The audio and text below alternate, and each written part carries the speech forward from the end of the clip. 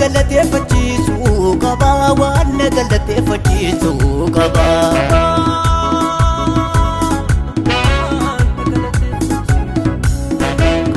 waan na galateeffachiisu qaba waan na galateeffachiisu qaba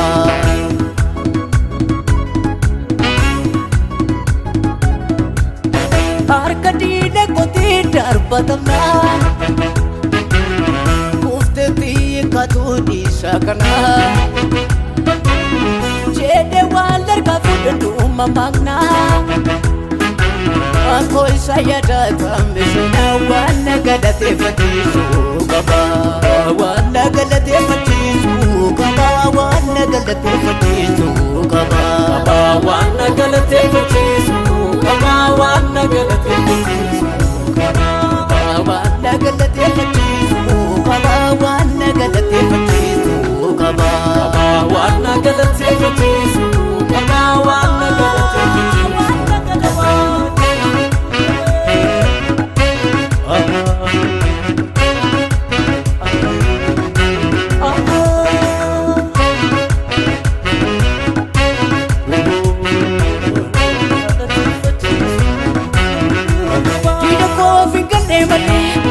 Yesus kona fana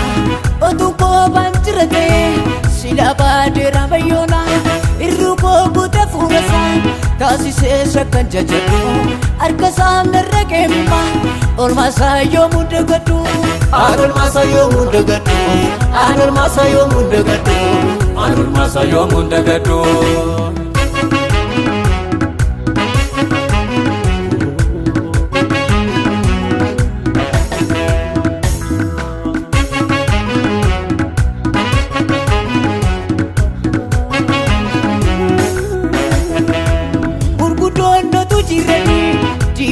Sada mude iko safare gafalalu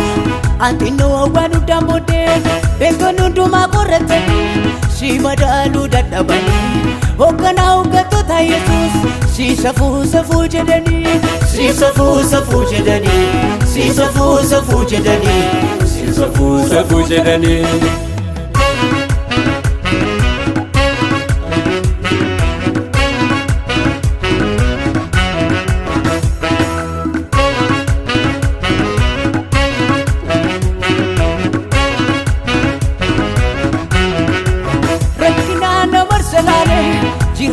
Fabdi kutana imboina jadelfi nafdisi waike kana kumacha kutana gode anokara sampokode inabdu isa barbade sikena wangara kefede sikena wangara kefede sikena wangara kefede isa tuwa karara jede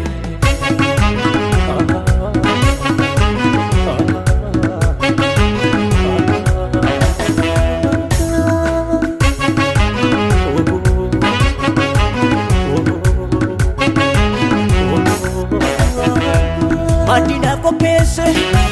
dina ko durati tofo ko kadiru ingone dambalise ute mirati Madina ko pese dina ko durati tofo ko kadiru ingone dambalise ute mirati Anisa chali jedu da farfada Anisa wetu ko fide jajada Anisa chali jedu da farfada Anisa gode jiru godu gada Anisa chali jedu da farfada Anisa wetu ko fide jajada Anisa chali jedu da farfada Anisa gode jiru godu gada Anisa chali jedu da farfada Anisa ko fide jajada Anisa chali jedu da farfada Anisa gode jiru godu gada Anisa gode jiru godu gada Anisa gode jiru godu gada Anisa gode jiru godu gada